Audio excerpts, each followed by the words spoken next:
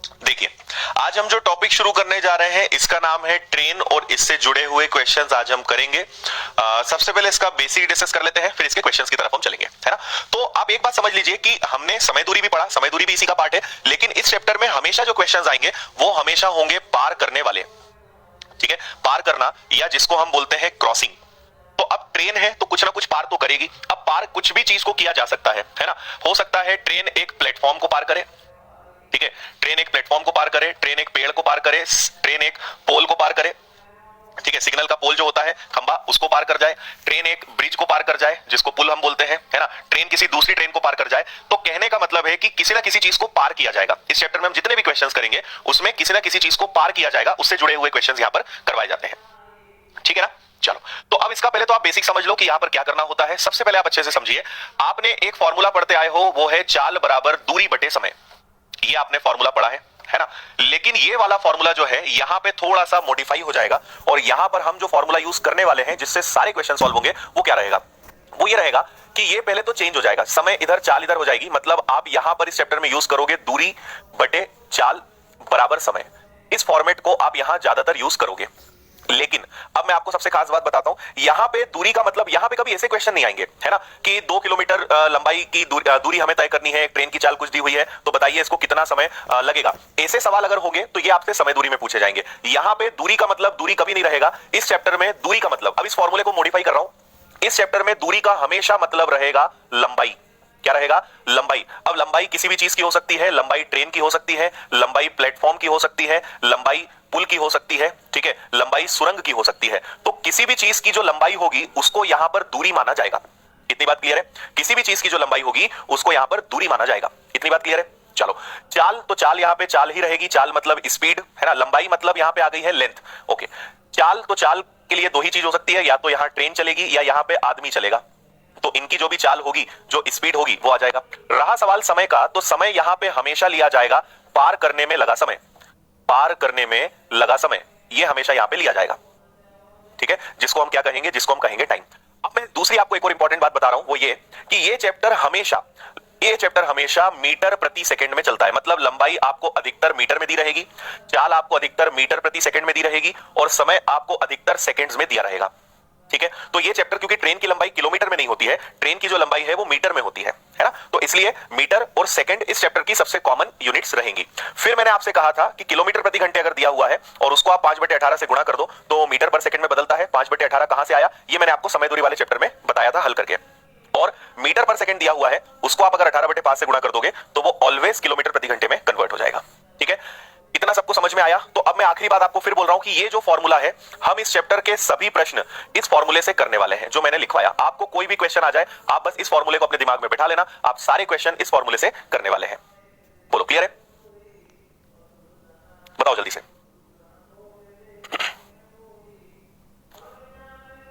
बताइए। ठीक है यहां तक सब कुछ?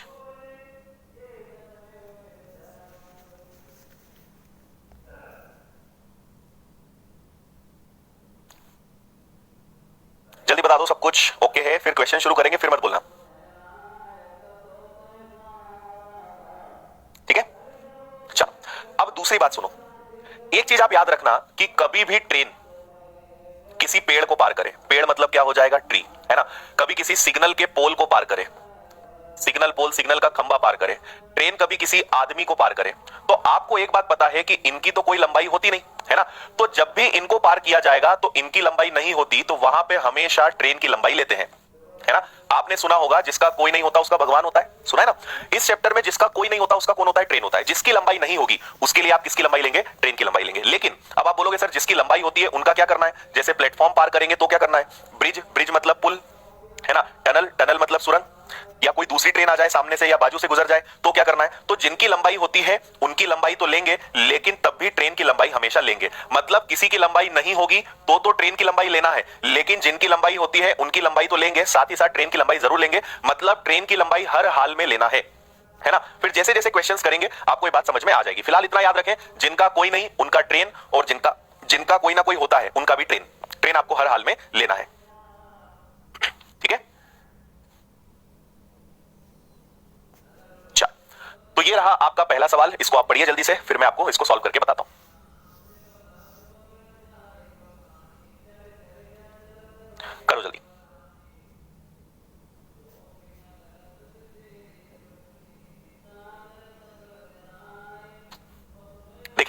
800 मीटर लंबी ट्रेन 32 सेकंड में एक पेड़ को पार करती है। मैं आपसे फिर बोल रहा हूं कि कोई भी क्वेश्चन हम करेंगे, ये जो फॉर्मूला मैंने आपको लिखवाया है इसी से हर क्वेश्चन सॉल्व होना है ना। तो जो भी लंबाई है वो नीचे रखोगे स्पीड और बराबर में पार करने में लिया गया समय, बस इतना सा फॉर्मूला है। लंबाई बटे चाल बराबर पार करने में लिया गया समय। तो पेड़ को पार करना है तो मैंने कहा पेड़ की तो लंबाई होती नहीं, तो आप ट्रेन की लंबाई लोगे। चाल आपको दी हुई है क्या? नहीं दी हुई है, लेकिन पार करने में कितना समय लगा है? तो 32 सेकंड लगा है। क्योंकि ये मीटर में है, ये सेकंड में है, तो 800 इधर ले आओ, 32 इधर ले जाओ, बराबर में आ जाएगा एस। एस मतलब स्पीड। दोनों किसी से कैंसिल हो सकते हैं क्या? 8 से कैंसिल होगा ये 100 बार, 8 से कैंसिल होगा 4 बार, 4 से कटेगा 25 बार। तो ये उसकी चाल आ गई, ये है 25 मीटर प्रति सेकंड। लेकिन आपसे चाल पूछी है किलोमीटर प्रति घंटे में, मीटर प्रति सेकंड में नहीं पूछी, तो इसको हम कन्वर्ट करेंगे। तो मैंने आपको बताया कि अगर मीटर प्रति सेकंड को गुणा करना है तो 18/5 से गुणा करते हैं, है ना। तो 25 मीटर प्रति सेकंड है, इसको आप 18/5 से गुणा करोगे, 5 से कटेगा 5 बार, 18 पंजे 90, तो यही चाल आपकी किलोमीटर प्रति घंटे में कन्वर्ट हो जाएगी और इसको हम कहेंगे 90 किलोमीटर प्रति घंटे, है ना। 25 मीटर प्रति सेकंड बराबर होता है 90 किलोमीटर प्रति घंटे के, ये हमने यहां पे सीखा। ठीक है, क्लियर है? तो बस ये आप फॉर्मूला दिमाग में बैठा लो कि हर क्वेश्चन हम इससे करने वाले हैं। ओके, किसी को कोई दिक्कत हो तो बोल दो।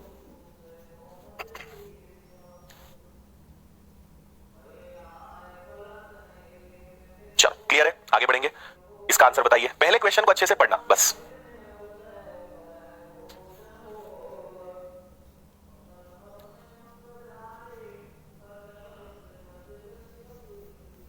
चलो देखें, मैंने कहा लंबाई बटे चाल बराबर समय, length upon speed is equal to time, है ना। तो 600 मीटर लंबी ट्रेन है, ये मैंने ले लिया, और इस बार प्लेटफॉर्म भी है। और मैंने आपसे कहा था कि कुछ भी पार करो, है ना, प्लेटफॉर्म हो, ब्रिज हो, टनल हो, ट्रेन हो, इनकी लंबाई तो लेते हैं और ट्रेन की लंबाई भी लेते हैं, तो दोनों की लंबाई लोगे। 600 मीटर लंबी ट्रेन, 1000 मीटर लंबा प्लेटफॉर्म, है ना। चाल आपको नहीं पता है, लेकिन पार करने में कितने सेकंड लगते हैं? 40। तो मैं 40 को यहां रख देता हूं और स्पीड इधर ले जाता हूं। ठीक है, इसको सॉल्व करेंगे तो ये आ जाएगा आपका 1600।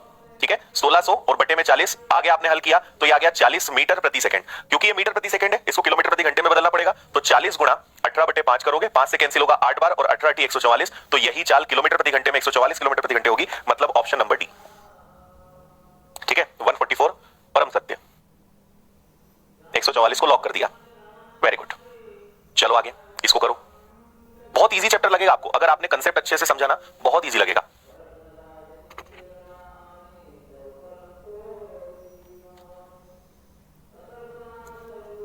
पढ़ लो इसको जल्दी।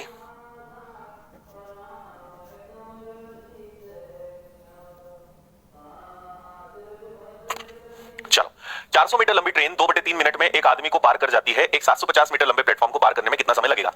पहले आदमी को पार कर रहे हैं, फिर एक प्लेटफॉर्म को पार कर रहे हैं। एक बार इसको सीखो। इस प्रश्न को आपको किताबों में 2 स्टेप और जनरली लोग इसको 2 बार करके बताते हैं, मैंने एक बार में आंसर लाने का तरीका निकाला है, देखना। 400 मीटर लंबी ट्रेन, तो ठीक है, 400 मीटर लंबी ट्रेन 2/3 मिनट में पार करती है। तो जब आप लंबाई में समय का भाग देते हो तो आपको स्पीड मिलती है, स्पीड तो सेम है, तो आप बराबर कर दो।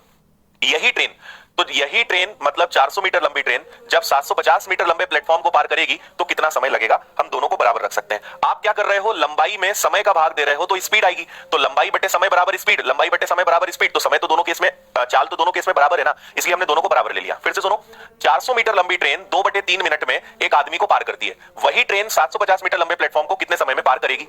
अब मुझे बताओ कि 2/3 मिनट को अगर मुझे सेकंड में बदलना है तो क्या इसका मतलब 40 सेकंड होगा, है ना। तो मैं यहां पर पता है क्या लिखूंगा, यहां लिखूंगा 40 सेकंड, और इधर वाला समय मुझे ज्ञात करना है। ये कैंसिल होगा तो 10 बराबर 1150 बटे में टाइम, 0 से 0 कटेगा, तो हम कहेंगे उस प्लेटफॉर्म को पार करने में 115 सेकंड का समय लगना है। ये आपका आंसर है, ऑप्शन सी।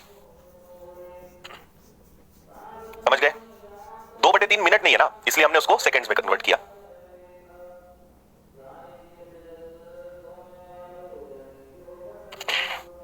आया समझ में? 750, 450, 1150, 0 0 कट गया, तो आपको पता चल गया कि समय कितना आएगा, 115 सेकंड। ये आपका आंसर होगा। ठीक है, तो ऐसे कभी भी क्वेश्चंस आएंगे ना, तो आप हमेशा दोनों कंडीशंस को एक साथ ले लेना।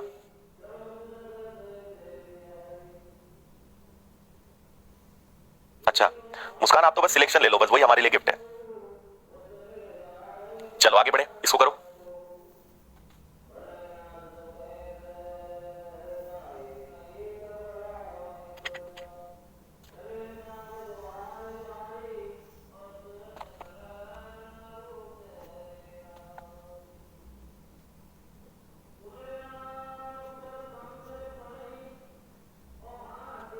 चलो देखो, 1000 मीटर लंबी ट्रेन 2000 मीटर लंबे प्लेटफॉर्म को एक मिनट में होते हैं 60 सेकंड। मैंने कहा ना हमेशा चीजें मीटर और सेकंड में लेना है ना। तो एक मिनट का मतलब होता है 60 सेकंड में पार कर जाती है। तो एक सिग्नल का खंबा पार करना मतलब ट्रेन को पार करना, और ट्रेन की लंबाई कितनी है 1000 है, तो इसको पार करने में कितना समय लगेगा, इतना आपको सेट करना है ना। तो ये हो गया आपका 3000 बटे में 60 बराबर में 1000 बटे में टाइम।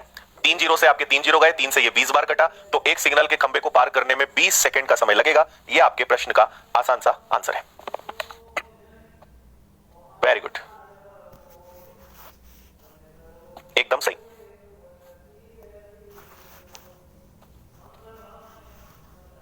ठीक है ना, चलो आगे इसको करो।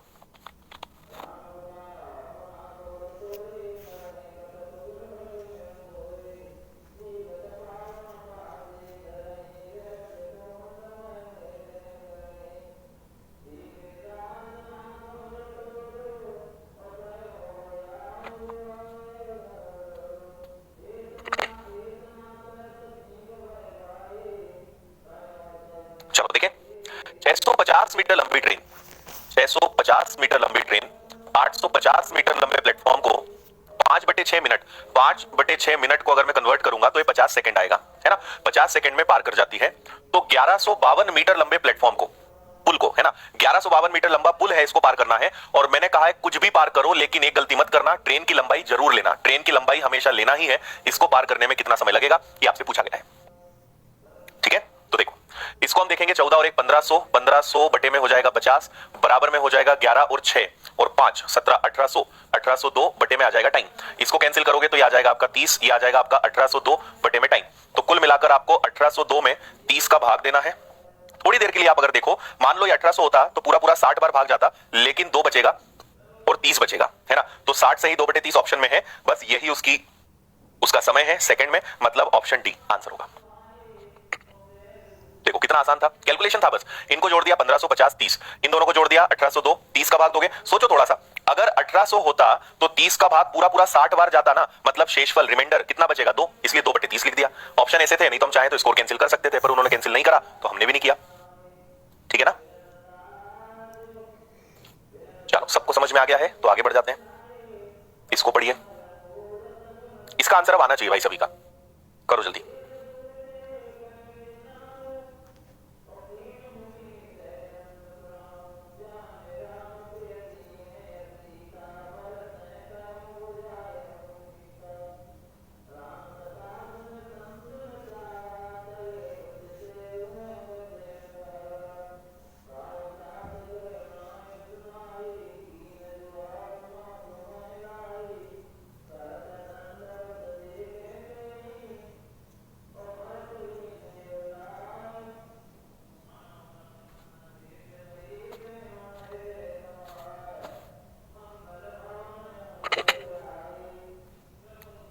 ओके देखिए, 800 मीटर लंबी ट्रेन, ठीक है, 800 मीटर लंबी ट्रेन 78 किलोमीटर पर आवर की स्पीड से एक सुरंग को 1 मिनट में पार कर जाती है। उस सुरंग की लंबाई बताएं। ओके, 800 मीटर लंबी ट्रेन है जिसने एक सुरंग को पार करा, सुरंग की कुछ ना कुछ लंबाई होगी। इसको 78 किलोमीटर प्रति घंटे की चाल से पार करा और पार करने में 1 मिनट का समय लगा, मतलब 60 सेकंड लगे, है ना।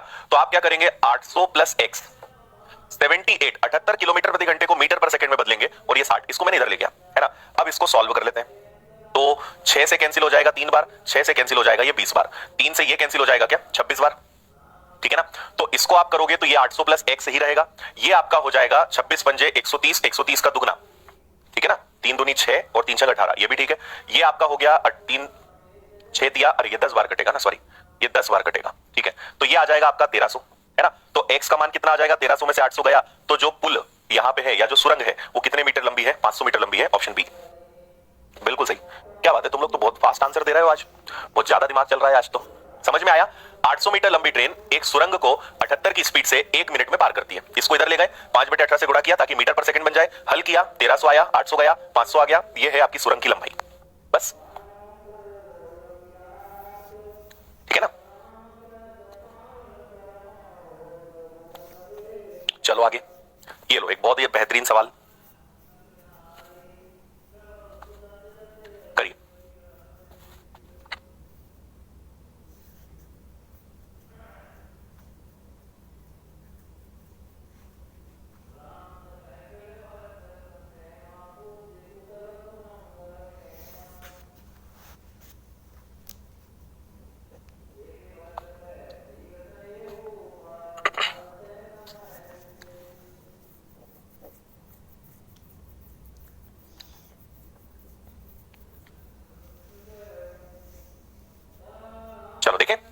एक ट्रेन 28 सेकंड में एक पेड़ को पार कर जाती है और 35 सेकंड में 280 मीटर लंबे प्लेटफॉर्म को पार करती है। ट्रेन की चाल और लंबाई ज्ञात करें। ठीक है, सुनना, एक पेड़ को मतलब एक ट्री को पार करने में 28 सेकंड लगते हैं, लेकिन जब एक प्लेटफॉर्म आ जाता है ना, एक प्लेटफॉर्म को पार करने की बारी आती है तो 35 सेकंड लग जाते हैं।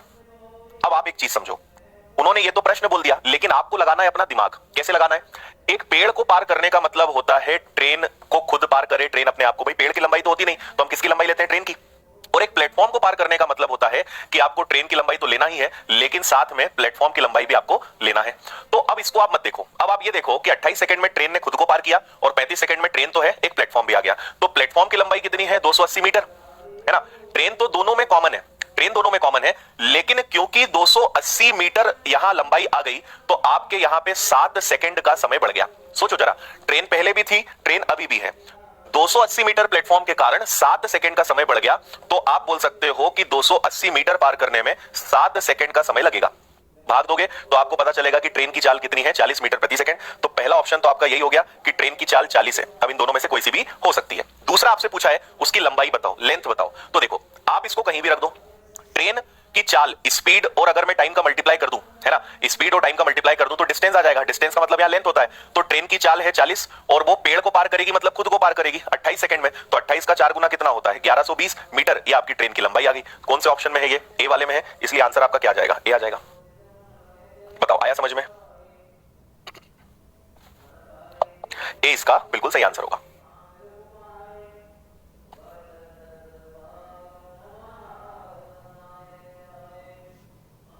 गुड।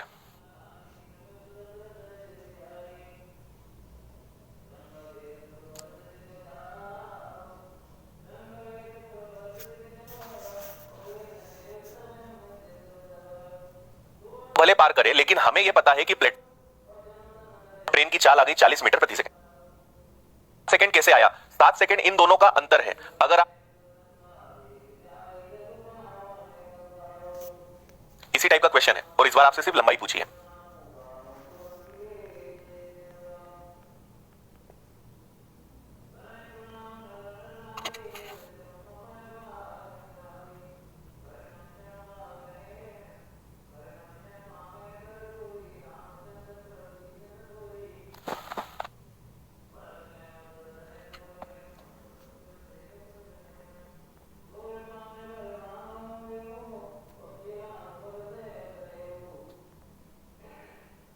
यस बघेल जी, चलो देखो, 32 सेकंड में एक आदमी को पार करना है। तो आदमी को पार करने से हमें मतलब ही नहीं, हम तो क्या कहेंगे? ट्रेन को पार किया, है ना। और 40 सेकंड लग गए एक पुल को पार करने में। तो जो ट्रेन है वो तो यहां होगी ही, लेकिन यहां साथ में ब्रिज भी आ गया, है ना। तो इन दोनों में अंतर कितने का है? 8 सेकंड का। और इधर ट्रेन तो दोनों में है, अलग से कौन आया? ब्रिज। और ब्रिज कितना है? 450 मीटर है।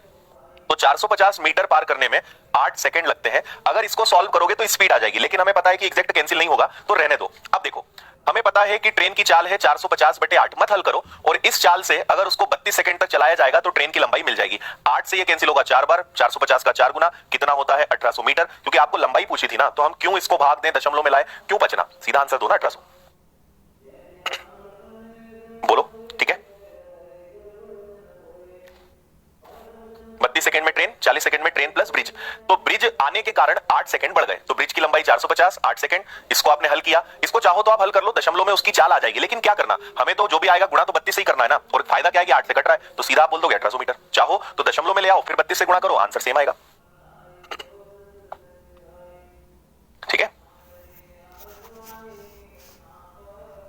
चल आगे बढ़ेंगे। Type number 3। अब यहां से दो ट्रेन आ रही हैं, है ना। अभी आप थोड़ी देर के लिए इस क्वेश्चन को मत देखो, पहले आप इसका थोड़ा सा कंसेप्ट समझें, है ना। जब दो ट्रेन आती हो या दो ट्रेन के क्वेश्चंस हो, दो ट्रेन हो या एक ट्रेन एक मैन हो, दो ऑब्जेक्ट्स अगर हो तो क्या होगा?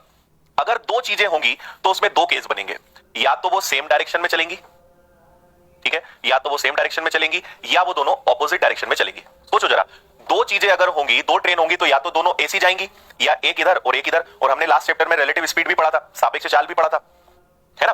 तो देखना, यहां ध्यान रखें, आपको हम क्या फॉर्मूला बताते आए हैं कि लंबाई में चाल का भाग दोगे और समय आएगा, ठीक है ना। अब दो चीजें चलेंगी तो दो लंबाई होगी, दो चाल होगी लेकिन समय तो एक ही होगा। तो हमेशा याद रखें कि अगर दो ट्रेन चलेंगी तो उनकी लंबाई तो हमेशा जुड़ेगी, भले विपरीत दिशा हो या समान दिशा हो। समान दिशा में सापेक्ष चाल माइनस होती थी, आपको याद होगा, बराबर में पार करने में लगा समय। विपरीत दिशा होगी तो L1 प्लस L2 तो रहेगा, और विपरीत दिशा में सापेक्ष चाल हमेशा जुड़ती थी, बराबर में पार करने में लगा समय। देखो फॉर्मूला वही है, बेस वही है, लंबाई बटे चाल बराबर समय, पर दो चीजें हैं तो दोनों की लंबाई। चाल समान दिशा में सापेक्ष चाल घटती है, विपरीत दिशा में सापेक्ष चाल जुड़ती है, और बराबर में पार करने में लगा समय। सब कुछ वही है, बस हमने दो चीजों को यहां पे जोड़ लिया। तो अब आपको इसको भी याद रखना पड़ेगा, और अगर आपको फंडा समझ में आ गया तो इसको रटना नहीं पड़ेगा, है ना। समान दिशा विपरीत दिशा। अब आपको इसके आगे के जो क्वेश्चंस करने उसमें बस ये देखना है कि दिशा कौन सी है। ठीक है, जैसे एक प्रश्न हम इसको करते हैं और वैल्यूज रखनी है बस। अच्छा एक और बात बता दूं मैं, आपके पास 1 2 3 4 5 1 2 3 4 5 टोटल कितनी चीजें हैं? 5। 5 में से कुछ एक नहीं देंगे, 4 चीजें देंगे, एक कुछ नहीं देंगे, वही आपको निकालना है ना। बाकी सब आपको दिया रहेगा, कुछ एक मिसिंग रहेगा। तो पहले तो मैं प्रश्न में देखूंगा विपरीत दिशा वाला प्रश्न है, मतलब ये लगेगा, है ना। तो देखो एक ट्रेन की लंबाई कितनी है? 800। दूसरी ट्रेन की लंबाई कहीं दिख रही है क्या? 1200। जो है रखते जाओ, है ना। अच्छा एक की चाल कितनी है? 72। लिख दो, अभी तो 72 है। विपरीत दिशा है तो चाल जुड़ेगी। एक की चाल पता है क्या? नहीं पता। और दोनों को पार करने में कितना समय लगता है? 66 सही 2/3 सेकंड। तो ये मीटर में है, ये सेकंड में है, ये किलोमीटर प्रति घंटे में है। तो मुझे बताओ कि 72 किलोमीटर प्रति घंटे को अगर 5/18 से गुणा कर दिया जाए तो क्या ये 20 मीटर प्रति सेकंड आएगा? है ना। तो आप यहां पे क्या कर सकते हो, यहां पे 20 मीटर प्रति सेकंड रख सकते हो। चलो इन दोनों को अगर आप जोड़ोगे तो इन दोनों को जोड़ने पे आ जाएगा 2000। अच्छा 66 का 3 गुना 198 में 2 जुड़ गया तो ये आ गया 200/3। इसको इधर और इसको उधर ले जाओ, बराबर में 20 प्लस x। अच्छा ये कैंसिल होगा, 10 बार 3 ऊपर जाएगा। तो मुझे बताइए 200 से कटेगा 10 बार 3 ऊपर जाएगा तो क्या ये 30 बराबर 20 प्लस x बचेगा? तो क्या x का मान, x समझ रहे हो ना, x से कंफ्यूजन हो रहा हो तो उसको S2 लिख लो, नहीं तो बोलोगे ये और क्या है, एक S2 लिख लो, कोई दिक्कत नहीं है, है ना। 30 is equal to 20 plus S2। तो दिख ही रहा है कि S2 का मान कितना आएगा? 10, लेकिन ये मीटर पर सेकंड में है। और आपसे प्रश्न वाले ने पूछा है कि आप किलोमीटर प्रति घंटे में जवाब दीजिए, तो आपको कुछ नहीं करना है। आप 10 मीटर प्रति सेकंड है, इसको किलोमीटर प्रति घंटे में बदलोगे, मतलब 18/5। हल कर लो इसको, 5 से कैंसिल होगा 2 बार, 18 दूनी 36। तो जो मीटर प्रति सेकंड में 10 है वो किलोमीटर प्रति घंटे में 36 है, मतलब जो दूसरी ट्रेन है उसकी चाल कितनी है? 36 किलोमीटर प्रति घंटे। चलो जल्दी से मुझे बता दो कितने लोगों को एक बार में समझ में आ गया, है ना। मैंने कुछ नहीं करा है, केवल वैल्यूज रखी है और कुछ नहीं करा, है ना। एक की लंबाई 800, एक की लंबाई 1200। पहले तो विपरीत दिशा था तो ये लगता, समान दिशा बोलते तो इसको लगाते। विपरीत दिशा में सापेक्ष चाल जुड़ती है। एक की चाल आपको दी थी 72 किलोमीटर प्रति घंटे, मैंने उसको मीटर प्रति सेकंड में बदल दिया। एक की लंबाई चाल मुझे नहीं पता, और एक दूसरे को पार करने में लगा 66 सही 2/3। 66 का 3 गुना 198 प्लस 2 200/3। इसको मैंने इधर ले लिया और इसको मैं उधर ले गया। 200/3, 200 से कटेगा 10 बार, 3 ऊपर जाएगा तो बचेगा 30, और 20 घट गया तो आपको दूसरी ट्रेन की चाल पता चल गई 10 मीटर प्रति सेकंड। लेकिन उन्होंने किलोमीटर प्रति घंटे में पूछा है तो 18/5 से गुणा कर दिया, आपका आंसर आ गया 36 किलोमीटर प्रति घंटे। ठीक है,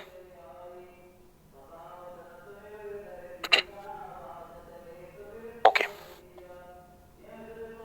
एक बार आप बाद में रिवीजन करना, सब बनेगा। पहली बार आप पढ़ते हो ना, आप लोग को इतना टाइम हो गया पढ़ते पढ़ते, पर कुछ लोग तो अभी भी अपने दिमाग में उस चीज को समझ ही नहीं पा रहे हैं कि जब भी हम कोई चीज पहली बार पढ़ते हैं तो आपने अगर ये जीवन में पहले कभी पढ़ा होता तो आपको दिक्कत नहीं होती, और पहली बार पढ़ते हैं तो दिक्कत सबको होती है ना। जो पहले पढ़ते हैं उनको भी हुई है, आपको भी होगी। आप रिवीजन करोगे आपको वो चीज बनने लगेगी, है ना। आप तो अपने आप को इतना समझदार दिखाते हो, जैसे आपने अगर पहली बार साइकिल चलाई, क्या आपने पहली बार साइकिल चलाई हो तो आप क्या पहली बार में सही चला गए? आपने जब बाइक चलाना सीखी होगी तो आप पहली बार में सीख गए। आप अगर खाना बनाते हो तो क्या पहली बार में सही खाना बनाने लगे? जब आपने जीवन में कोई काम पहली बार में ढंग से नहीं किया, और पहली बार में तो साइकिल चलाई तो बहुत बार गिरे, है ना, बहुत सारी चोट खाई होगी, कोई भी काम आपने पहली बार किया ढंग से आपने नहीं किया, तो फिर यहां क्यों आप उम्मीद करते हो कि एकदम से आपको बस सब बन जाए, है ना। हर चीज को पहले सीखना है, उसको आप एक बार रिवीजन करोगे और फिर आपको खुद समझ में आने लगेगा कि हाँ वो हमें समझ में आ गया। और अगर ये इतनी सी चीज भी अगर आप नहीं समझ पा रहे हो तो वास्तव में आपका दिमाग, फिर आप शारीरिक रूप से बड़े हैं, बाकी दिमाग आपका बच्चों का ही है, क्योंकि बच्चे भी आजकल ये चीज एक बार में समझ जाते हैं। ठीक है, कोई काम मुझे बता दो जो तुमने एक बार में सही किया हो। कोई काम नहीं किया, हर चीज को गिर गिर के ठोकर खा खा कर ही सीखे हो, तो मैथ्स भी सीख जाओगे, है ना। चलो एक और क्वेश्चन करते हैं, इसको आप पढ़िए, वैल्यूज रखिए, है ना, फिर मैं करके बताता हूं। आप बस एक बार इसको रखो।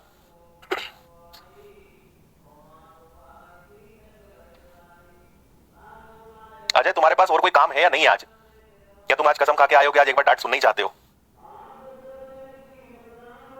हाँ लो, कुछ तुम अभी क्लास बंद करो और टाइम एंड डिस्टेंस, समय दूरी की पहले दिन वाली क्लास देख के आओ, तुम्हें सब समझ में आ जाएगा 5/18 कहां से आया। स्टे संस्कारी, अरे संस्कारी सब तुम्हारे जैसे संस्कारी नहीं है ना, दिक्कत ये है डांटना पड़ता है। खाना खाना भी नहीं सीखे, खाना बचपन में पूछना तुम अपने मम्मी पापा से, खाना खाते भी नहीं आता था तुम्हें बचपन में, वो भी धीरे धीरे सीखे हो। है ना। कौन सी दिशा बोली है? विपरीत दिशा बोली है। तो विपरीत दिशा का फॉर्मूला क्या होता है? L1 plus L2 S1 plus S2 बराबर में पार करने में लगा समय। वैल्यूज रख दो। तो एक ट्रेन की लंबाई 525 है, दूसरी ट्रेन की लंबाई दिख रही है क्या? इस बार वही निकालना है। तो दूसरी ट्रेन की लंबाई निकालना है, कोई दिक्कत नहीं है। एक की चाल है 36 किलोमीटर प्रति घंटे, एक की चाल है 90 किलोमीटर प्रति घंटे, ये किलोमीटर प्रति घंटे, और दोनों ने एक दूसरे को पार किया है 35 सेकंड में। तो ये सब तो ठीक है, इन्हें कन्वर्ट करना पड़ेगा। अब इनके दो तरीके होते हैं, या तो दोनों को अलग अलग हल कर लो, दोनों को अलग अलग 5/18 से गुणा करो, या फिर आप दोनों को जोड़कर गुणा कर सकते हो। दोनों ऑप्शन आपके पास है। तो 36 को 5/18 से गुणा करोगे तो ये आपका कैंसिल होकर बनेगा 10 मीटर प्रति सेकंड। इसी प्रकार 90 को आप 5/18 से गुणा करोगे तो ये आपका कैंसिल होगा 25 मीटर प्रति सेकंड। दोनों बन गए मीटर प्रति सेकंड में। तो ये हो गया आपका 525 प्लस L2 बटे में इस एक को कर दिया हमने 10, एक को कर दिया हमने 25, और बराबर में हो गया 35। ये आपका 525 है प्लस L2 बराबर, इसको इधर ले जाए 25 और 10 35, तो 35 गुणा 35 कर देते हैं। 525 प्लस L2 और 35 का वर्ग कितना होता है? 1225 होता है ना। तो L2 की अगर वैल्यू निकालनी है तो 1225 में से 525 घटा दो तो आपको पता चल जाएगा कि दूसरी ट्रेन की लंबाई कितनी है? 700 मीटर है। Option D. बस इतना सा काम था।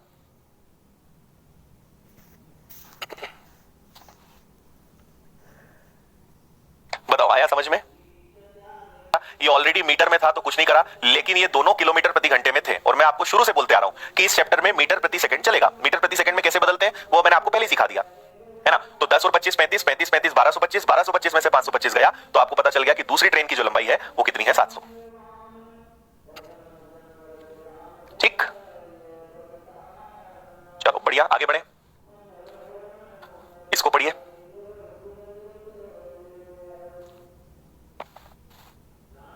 ये थोड़ा सा लेवल का क्वेश्चन है ना, थोड़ा सा इसमें टाइम लगेगा लेकिन आएगा समझ में।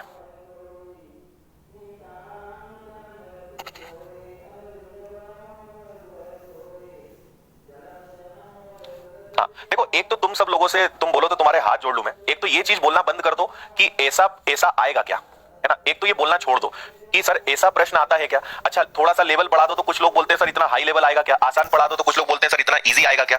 या तो टीचर पे भरोसा रखो, और नहीं तो सबसे अच्छा काम है पेपर पलटाओ, पुराने पेपर्स देखो, आपको समझ में आएगा कि कैसे क्वेश्चंस आते हैं कैसे नहीं आते हैं, है ना। पता कुछ नहीं हो तो चुप बैठना ज्यादा सही रहता है।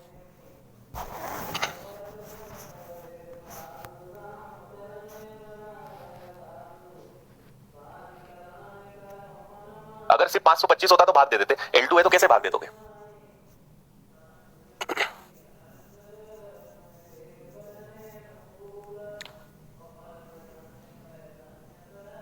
चलो देखें कौन सी दिशा है भाई? विपरीत दिशा है। विपरीत दिशा मतलब L1 प्लस L2। चलो इधर करते हैं, L1 plus L2 S1 plus S2 बराबर में टाइम, है ना। चलो क्या क्या दिया है? एक रेलगाड़ी अपने से आधी लंबाई की रेलगाड़ी, है ना। इस बार तो दोनों की लंबाई नहीं दी, तो एक को हम अगर 2x मान ले तो एक को x मानना पड़ेगा, हाँ या ना।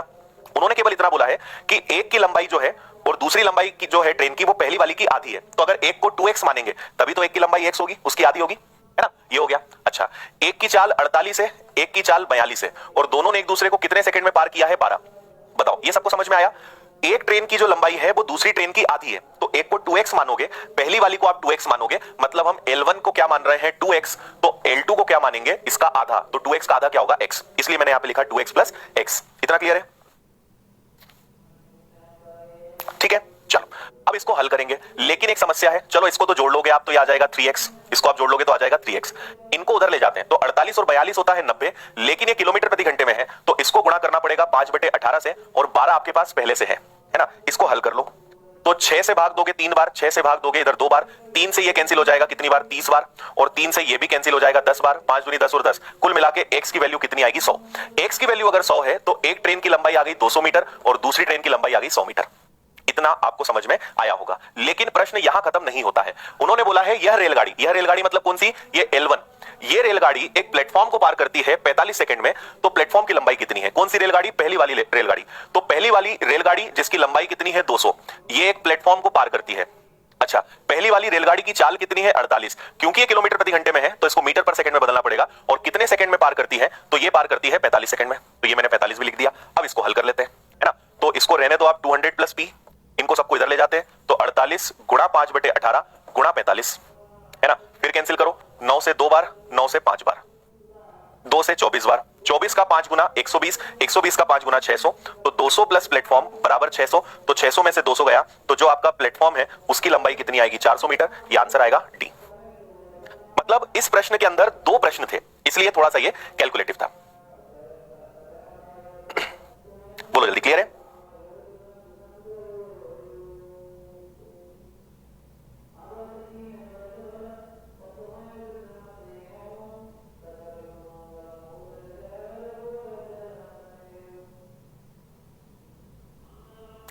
एक ये अच्छा क्वेश्चन है कि ये कैसे पता चला हमें कि पहली वाली ट्रेन लेना है, तो ये आपको पता चलेगा प्रश्न को ध्यान से पढ़ने पर। ठीक है, आपको बोला है एक रेलगाड़ी अपने से आधी लंबाई की रेलगाड़ी, तो एक रेलगाड़ी को क्या मानोगे आप 2x, तो आधी लंबाई ये हो जाएगी। यह रेलगाड़ी मतलब वो वापस से पूरा क्वेश्चन जो बोला जा रहा है वो पहली वाली रेलगाड़ी को ध्यान में रखते हुए बोल रहे हैं। आप एक बार अच्छे से पढ़ो, आपको समझ में आएगा। ठीक है, थोड़ा सा ध्यान से पढ़ो, समझ में आएगा। जनरली मनीष ऐसा आता नहीं है कि 1 किलोमीटर प्रति घंटे में दे और 1 किलोमीटर प्रति सेकंड में, और अगर बाय चांस आ जाए, वैसे आता नहीं है, अगर आ जाए तो फिर आपको उसको कन्वर्ट करना पड़ेगा। ठीक है, हमने एक की लंबाई 2x ली, एक की x, दोनों की चाल समय पूरा हल किया, और ये किलोमीटर प्रति घंटे में था, मीटर पर सेकंड में बदला, x की वैल्यू 100 आई, एक की लंबाई 200, एक की लंबाई 100। ये जो 200 लंबाई वाली ट्रेन है ये एक प्लेटफॉर्म को पार करती है, और इसकी चाल क्या है 48, और 45 सेकंड में पार किया। इस पूरे को हल किया तो आपको प्लेटफॉर्म की लंबाई मिल गई 400। आया समझ में? टाइम कौन सा लेना है लिखा तो है भाई, पहले ये टाइम लेना है और बाद में ये टाइम लेना है। पढ़ो अच्छे से।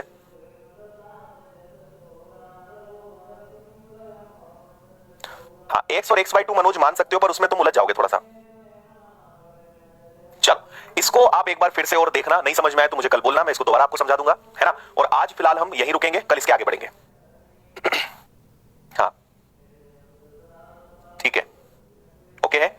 चलिए, सो मिलते हैं कल, बाय बाय। टाइम हो चुका है इसलिए बातें नहीं करते, कल हम मिलते हैं वापस अपने समय पे, और कल इस चैप्टर को फिनिश करेंगे, है ना। कल ही खत्म हो जाएगा, कल इसको फिनिश करते हैं। Okay, tata bye bye, take care, good night.